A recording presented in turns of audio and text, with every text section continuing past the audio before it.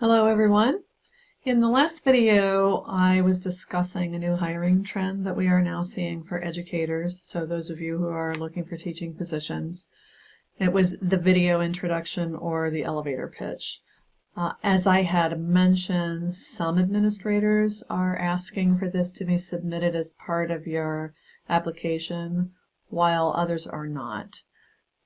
I do believe that it is worth your consideration, even if you're not asked to do this, because if your goal is to stand out from other job seekers, this is definitely going to help you do that. Not all teaching candidates will take the opportunity and put in the time and effort to do a video introduction. So a video introduction is a way for you to get in front of a hiring manager or an administrator or a principal and to give them an overall sense of who you are in a very short video. And with a little bit of practice, you will be able to make a really solid first impression. Remember that a video introduction has many names. It can be called an elevator pitch, elevator speech, tell me about yourself, personal, commercial, all of those are the names for the same thing. And your goal is to give a brief overview of your career-related background and to deliver this information in a clean, concise manner. Also, this will serve you well in a lot of other functions too. You'll be able to use it for career fairs, whether they're virtual fairs or face-to-face. You could use them for professional networking events, phone interviews, Skype interviews, or even if you're participating in some type of Zoom meet and greet. So in the last video, I spoke about 5 keys to developing your elevator pitch. If you missed that video and you're interested in seeing that, you can go back to the CCPD webpage and click on Crash Courses. And the first video in this series is called Why Teachers Need an Elevator Pitch.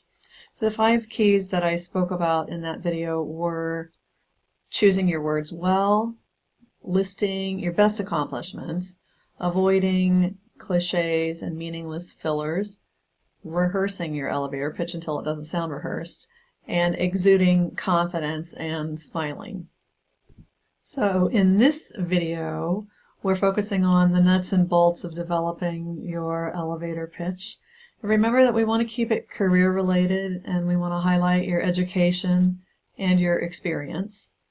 And we're going to focus on these 3 questions that are on the slide here. Who are you and where are you now?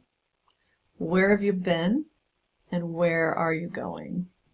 So let's take a look at this first section in a little bit more detail. Who are you and where are you now? Obviously, you want to focus on your college education rather than your high school education. You are presenting yourself now as a professional, so we kind of want to stick to these professional years. Let them know where you went to school, so of course you will tell them all about the University of Findlay and the location. You know, it may make sense to give them an idea of where University of Findlay is in Ohio if they're not familiar with the area or if you're interviewing out of state. Let them know your graduation date, your month and year. The degree that you have gotten from the University of Findlay, whether it is a Bachelor of Arts or Bachelor of Science degree, your major or majors and minors, let them know that. You also want to make clear what your emphasis or concentration of teaching is and your certification. Do you have it? Is it ready to go? All of this information is going to be important for whoever is looking at your video. They should be able to tell instantly what you are certified to teach. So take all of the guesswork out of that for them and be real clear with that bit of information. Okay, the second section is where have you been? So here you want to focus on your experiences, particularly those that are career related, because those are the ones that are going to be most important to the employer. You don't want to just state where you had your experience or what school it was in, but you want to give the stories behind the experience. Remember that you may be sending this to an employer who is not actively posting for a position. So what skills did you learn while you were in the field? And if you are actually sending this to a school who is posting a position, take a look at the job description, see what skills are necessary, and talk about what you learned in the field and how it will translate to that position. You want to make sure that you're using career vocabulary when you're explaining these ideas. And the only thing they will know about you is what you decide to tell them. So here is a list of possible topics that you could include, some ideas from your student teaching experience or career-related experiences, additional work experience, if it would make sense for the employer to know that, volunteer experiences, study abroad, leadership experiences, and possibly some other activities. You know, those of you who are athletes and you might want to be doing some coaching, that would certainly be an instance of something that you could bring in. Remember, pull in big picture takeaways. What did you learn, and how did you apply the education that you learned at the University of Findlay into these field experiences? And the last section to think about is, where are you going? Now here you want to focus on your career goals and possibly some future goals and the ways that you can be of assistance to the school or the district. So do your homework, research the district. You may even need to tweak this introduction a little bit depending on the particular needs of the school or the district. And then you want to talk about how your skills and abilities will help them to meet their needs and to meet their goals.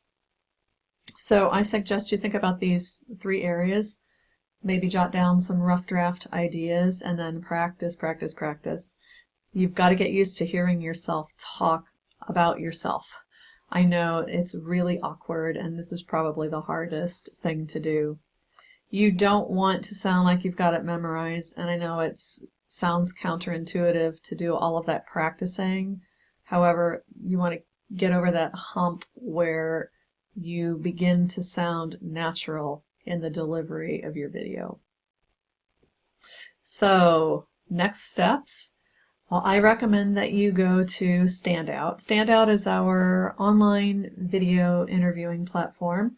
It is free, it is easy to manage, and it will give you an opportunity to practice your elevator pitch.